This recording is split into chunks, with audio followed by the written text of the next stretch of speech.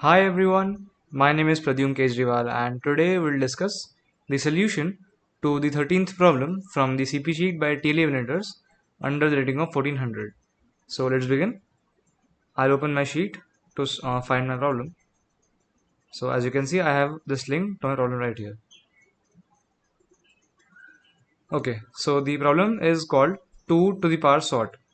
Okay, given an array A of length n and an integer k, find the number of indices I from 1 to n minus k such that the subarray ai to a of I plus k with length k plus 1 has the following property. If you multiply the first element by 2 to the power 0, the second element by 2 to the power 1, and the k plus 1th element by 2 to the power k, then this subarray is sorted in strictly increasing order.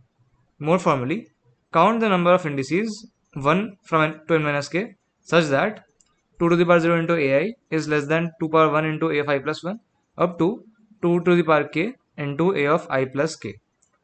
Alright, so the problem is pretty clear, but still I'll explain it just in case. So it says that you have an array a1, a2 up to an, right? And you need to count the number of subarrays of length k plus 1. You have been given an integer k and you have to count the number of subarrays of length k plus 1 such that it satisfies this condition that ai should be less than 2 to the power 1 into a of I plus 1, which is less than 2 to the power 2 into a of I plus 2, and so on until a 2 to the power I plus k into a of I 2 to the power k, I mean, sorry, 2 to the power k into a of I plus k, right? So this is your condition. So you want to count the number of subarrays for which this condition is satisfied, and for consistency I can write 2 to the power 0 here because it is just 1, right? So you have to count in this n length array the number of subarrays of length k plus 1 such that it is satisfied, right? So the problem is pretty clear. So I'll look at the samples now. So for example, this first sample is right here, 4, 2 and 20, 22, 19 and 84. So 20, 22, 19 and 84, and our k is equal to 2. So that means k plus 1 is our length. So we need length 3 subarrays, that is this subarray and this subarray, right? So we first look at this subarray. So if we write the condition that 20 into 1 should be less than 22 into 2, this should be less than 19 into 4. So I think it is satisfied because 20, 44 and this is 76, right? And for this subarray, the second subarray, we have 22 into 1 should be less than 19 into 2 should be less than 84 into 4. So this is also true. It is pretty easy to see that. So this is true. So for both of the subarrays, the condition is true, and that's why the answer will be 2. There are two subarrays of length k plus 1 and they are both satisfied, so the answer is 2, right? The answer is 2. So similarly you can verify these test cases, other ones, all right? And the constraints here are n is up to 2e5 and k is between 1 to n, or not n up to n minus 1, right? So since we know that in 1 second we can do 10 to the power 8 operations per test. Like in a single test, we are allowed to do 10 to the power operations per second. And since here n is 2 into 10 to the power 5, so of course we cannot really do O of n square solutions. And since even k is less than n, so k can be up to n minus 1 also. So we cannot do O of n into k as well, because both of these can go up to 4 into 10 to the power 10 approximately, right? But what we can do is O of n or n log n, O of n log n, and like this, right? And also the elements are up to 10 to the power 9. So we also cannot do something like O of AI. Okay. Alright. So this was the problem. And now you can pause it to try it by yourself. Alright. So I'm assuming that you have tried the problem by yourself. And now I'll tell the solution. Okay. So first of all, just have a look at this condition, that 2 to the power 0 into ai less than 2 to the power 1 into a5 plus 1, and so on up to 2 to the power k. So I'll write it one more time here. 2 to the power 0 into a of I is less than 2 to the power 1 into a of I plus 1 up to is less than 2 to the power k into a of I plus k, right? So if we just look at the individual conditions for this, like look at just this first condition, that 2 to the power 0 into ai is less than 2 to the power 1 into a of I plus 1. So basically, in simplified form, we can write this as ai should be less than 2 a of I plus 1, right? Then if I look at second term in this series, like if I look at the conditions in this and the next term, then what I'll get? It will be like 2 to the power 1 into a of I plus 1 is less than 2 to the power 2 into a of I plus 2. So if I just cancel out a 2 from both of these sides, so I'll be left with 2 to the power 0, that is just a of I plus 1 should be less than 2 into a of I plus 2, right? So this is your entire condition for the second term also.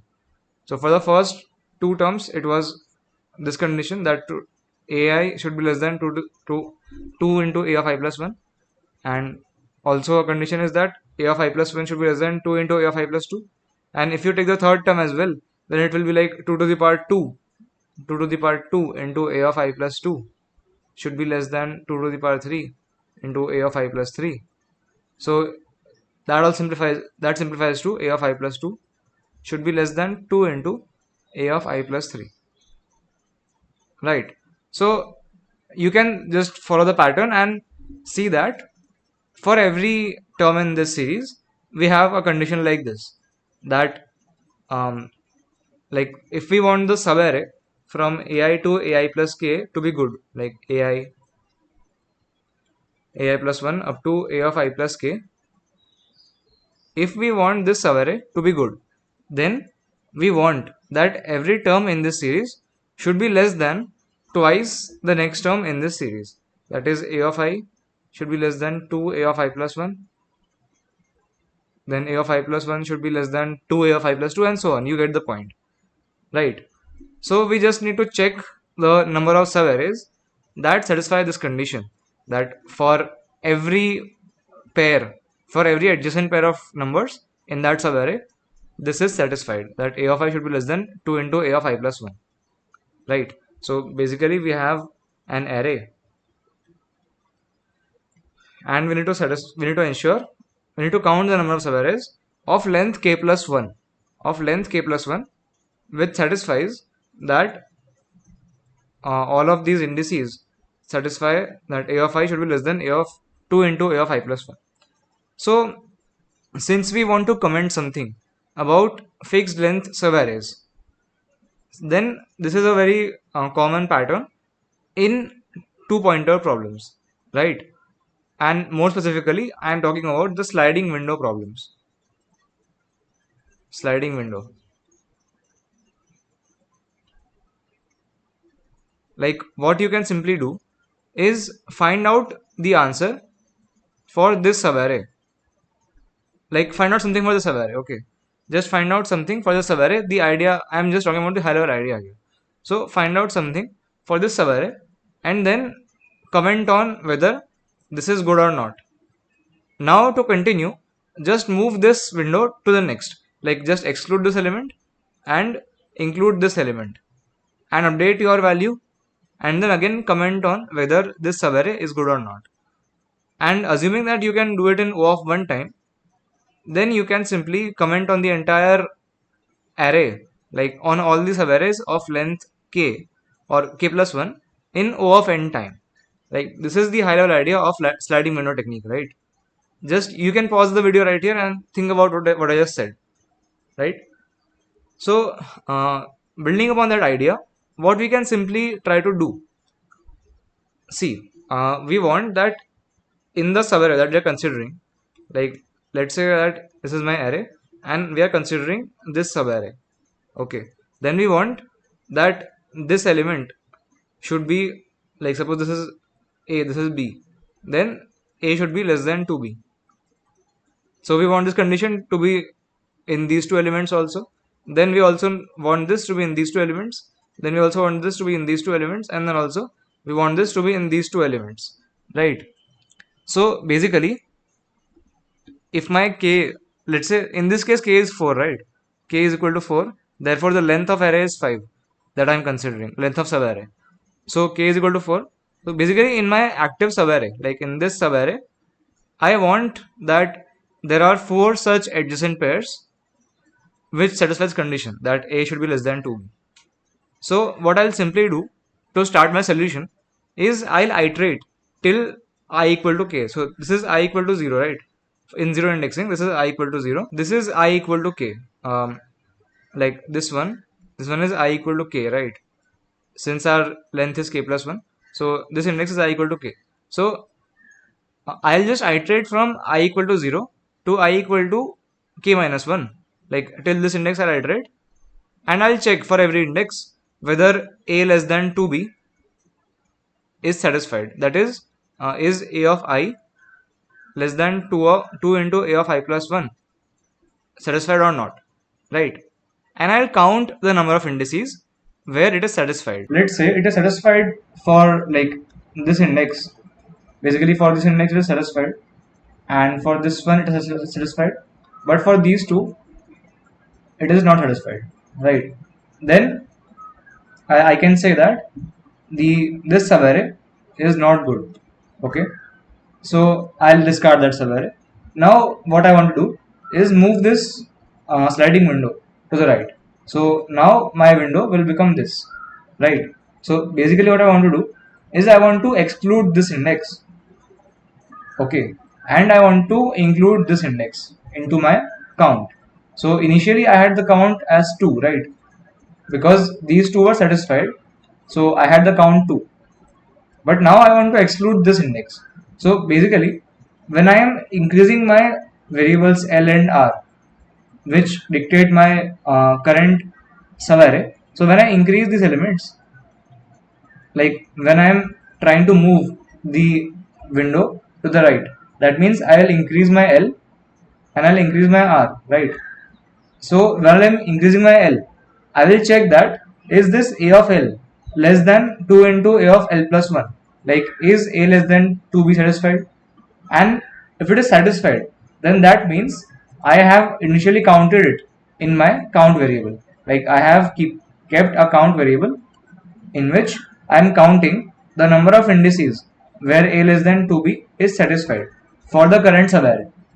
So that means, so if A of L is less than A of L plus 1, that means that I had initially counted this Lth index in my count. So when I am increasing my L, that is I am moving from this subarray to this subarray, then I'll decrease my count because I want to exclude this index from here, right? So I'll decrease my count minus minus, and when I'm increasing my R, so initially my R was this, but now R is this. So when I'm increasing my R, I also want to include this index.